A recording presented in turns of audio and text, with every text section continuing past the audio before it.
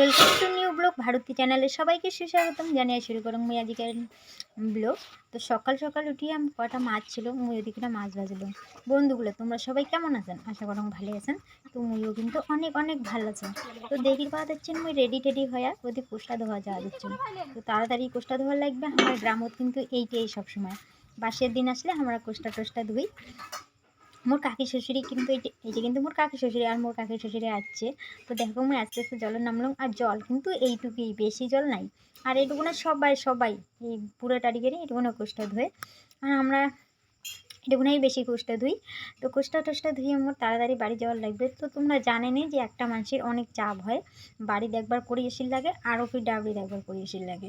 তার জন্যে মুই আর কি সকাল সকাল উঠিয়ে এদি চলে যাচ্ছি কোষ্টা ধোয়ার, সিদ্ধ ভাত খাওয়া দেয়া। তো মোর বাড়ি যেয়ে আরও রান্না বসের লাগবে। তো বন্ধুগুলো আমি বাড়ি চলে এসে দিয়ে রান্না বসে দিছুম।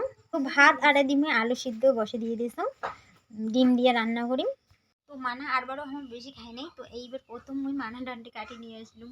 তো এলা মুই দরকার করে রান্না করি। তার বাবা নিয়ে এসেছিলো যে আলু। তো মুই মনে মনে ভাবলাম যে মানাগুলো সবাই নিয়ে যায়, তো মুইও মানা নিয়ে এসুম।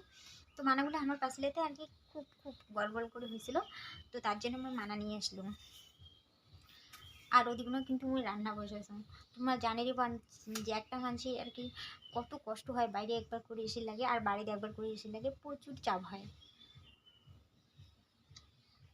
তুমি সকালে একবার রান্না করে খায়া ঠায়া বেরিয়েছিলাম। তো কোষ্টা টোষ্টা ধুইয়া এলাচিনি বাড়ি ছিলাম। তো এলা মোটামুটি 3টা বাজে আর ওইদিকে না রান্না বসে দিছিলাম। আর এই পাশে মুই মানা নিয়ে যাচ্ছি। তো তোমরা কিন্তু ব্লগটা লাস্ট অব্দি দেখো। আর দেখো কত বড় মানা। এই মানাটা কিন্তু আমার বাড়িতে সবাই নিয়ে গেছিলো। মানাগুলো দেখো কত সুন্দর গছ গছা হয়েছে। তো মানাটা দেখে মুই ভাবলাম যে না আজ মোর মানা খাপায় খাবে। তার জন্য আর কি মানাটা মুই নিয়ে যাচ্ছি। আর এদিকে ধকর পকর করে রান্না বসে দিচ্ছি। আর এদিকে না মানাটা মুই কুটি নেওয়া দিচ্ছি, কারণ দেরি হয়ে যাবে পরে আবার ভাত নামে তুই আবার দেরি হবে। তার জন্য আর কি ওদিকে মুই একটিখানে আলু আর ডিম সিদ্ধ দিচ্ছি আর একটাখানে মুই ভাত বসিয়ে দিচ্ছি। আর এদিকে কিন্তু মুই মানাগুলো কাটি নেওয়া দিচ্ছি।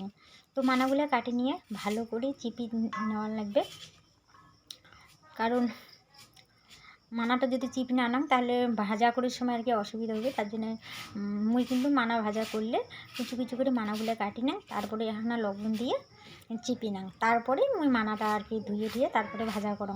তো তোমরাও কি এরকম করেন নাকি?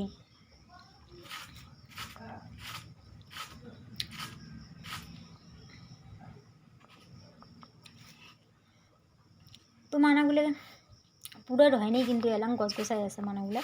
তো মানাগুলো না সবাই নিয়ে যাওয়া দিচ্ছে। এলাং তো ভাদ্র মাস পড়েনি, তো আমার বাঙালির মধ্যে ভাদ্র মাসে আর কি মানা খায়। তো তার আগে থেকে এলাকায় প্রচুর বৃষ্টি হওয়া দিচ্ছে না, তার জন্য তার আগে থেকেই আর কি মানাগুলো সবাই নিয়ে যাওয়া দিচ্ছে। তো আজকের ব্লগটা এই পর্যন্ত। টাটা, সবাই ভালো থাকেন, সুস্থ থাকেন।